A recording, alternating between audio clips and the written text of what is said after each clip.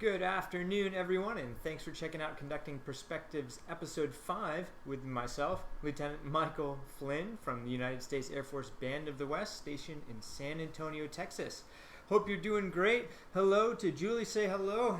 So glad that you're joining us. If you're joining us for the first time, go ahead and put it up in the comment section. Let us know where you're watching from and how you're staying safe during this time. Hope you're doing great.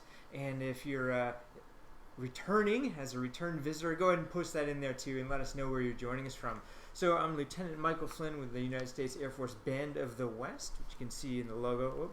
So that side. And based out of San Antonio, Texas, we're going to be talking about Chorale and Shaker Dance by John Zdechlik today.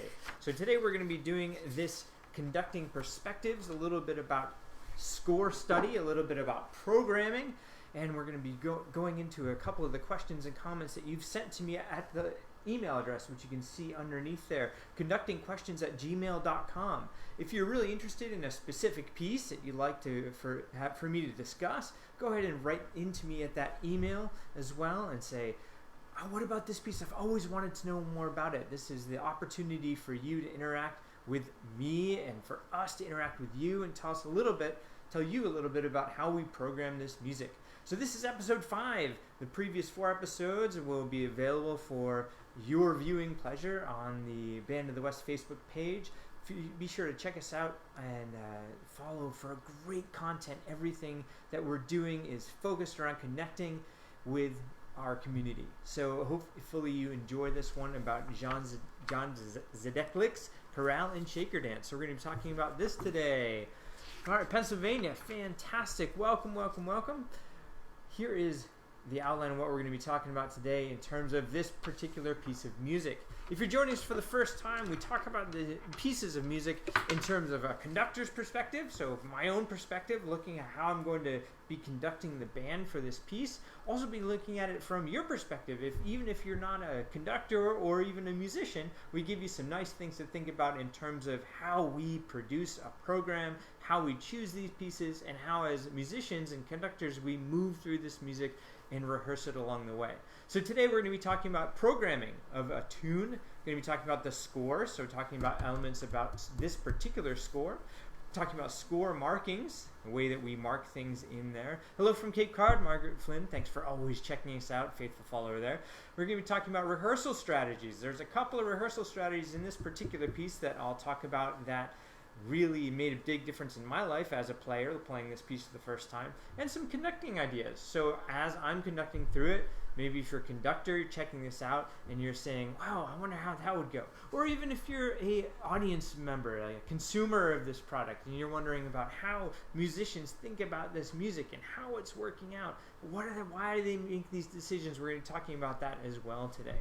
So again, if you're just joining us, I am Lieutenant Michael Flynn with the United States Air Force Band of the West, based in San Antonio, Texas, and we're going to be talking about Chorale and Shaker Dance by John Zdechlik today. So first thing we're going to be talking about is programming of a tune. So when you talk about programming of a tune, this particular one is one that you would probably recognize. So if you go to a concert and you say, oh, I wonder what they're going to be playing, this would be one that you could actually hum along to, something that you could relate to as a consumer of this particular piece. And it's actually, the piece is based on a tune called Simple Gifts. So the one that goes dun dun dun dun dun dun dun dun dun dun dun dun dun. Perhaps you've heard it or you recognize it and say, oh, I know that one. So why do we program pieces that, if you are an everyday consumer of the music, not necessarily a musician or a conductor, why do you program this stuff?